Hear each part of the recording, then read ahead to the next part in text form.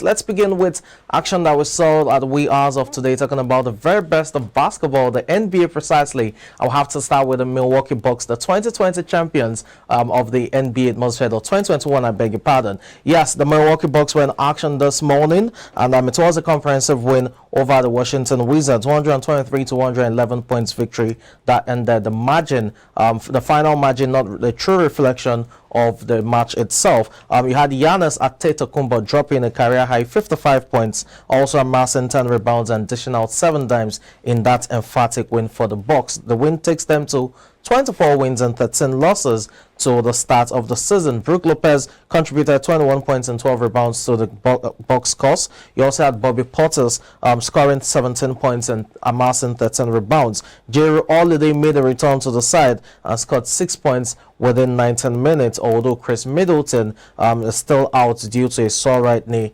and missed an 8th successive game. Meanwhile, for the Washington Wizards, top scorer Bradley Beal returned to the side, but was only able to score 8 points in 13 minutes outing. He missed the last 3 games due to a hamstring injury. You had Kristaps Porzingis with 22 points, not forgetting Kyle Kuzma also contributing 20 points to the Washington Wizards' cause. Meanwhile, you had Taj Gibson out due to a sore left groin, and that was the 3rd successive game he missed. You had Rio Achirima with 12 points, Corey Kispert as well with 12 points for the Washington Wizards. The loss condemns them to 17 wins and 22 losses to the start of the season. The Bucks definitely looking like a side that will go all the way once again.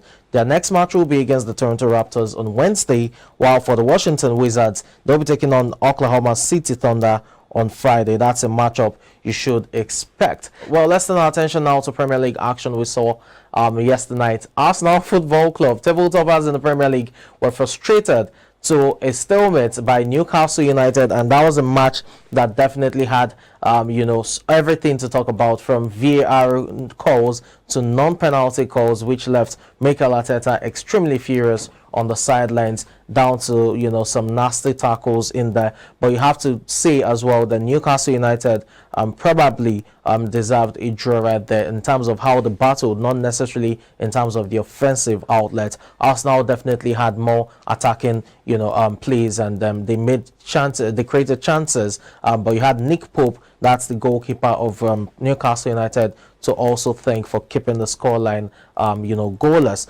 It's definitely 2 points dropped for Arsenal Football Club, but when they consider their position and how well Newcastle have been playing this season, they may not just feel bad at all, considering that Newcastle has lost just a match this season. But Arsenal will definitely feel hard done by at least 2 penalty calls that were not given, especially one late on for a handball by former Arsenal player Joe Willock from a cross. That's something that the referee and the VAR officials will probably have to decide post-match. But Arsenal definitely dropping points.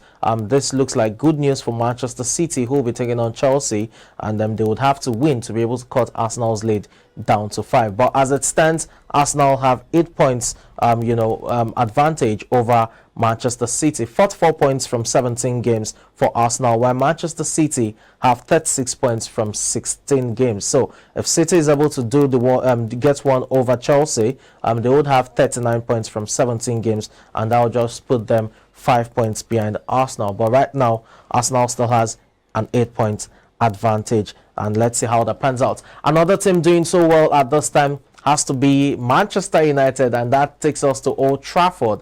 Manchester United were in action, and it was against Bournemouth. Rashford once again scoring, and that takes his tally to 12 goals this season. It's just 10 goals short of equaling his best goal scoring return for Manchester United, which was in the 2019-2020 season, I beg your pardon. So who says he can match it with a rich vein of form? For Manchester United, it's also a 6th win on a row at Old Trafford. It seems like Eric Ten Hag is now getting the job done in terms of turning the tide around for Manchester United. They are 4th currently.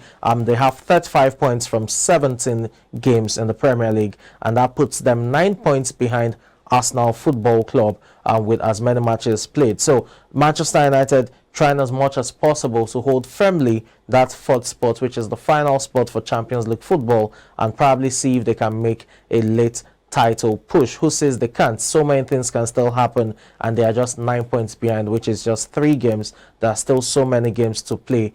In fact, 21 left to play for so many clubs. So Manchester United, Rashford leading the lines. You had Casemiro once again showing that he's a decent signing. Got the goal early on. Luke Shaw looks like a rejuvenated player for United over the last 2 months, playing so well, playing out of his skin, and he got the second goal following a brilliant team move which he started and finished in style.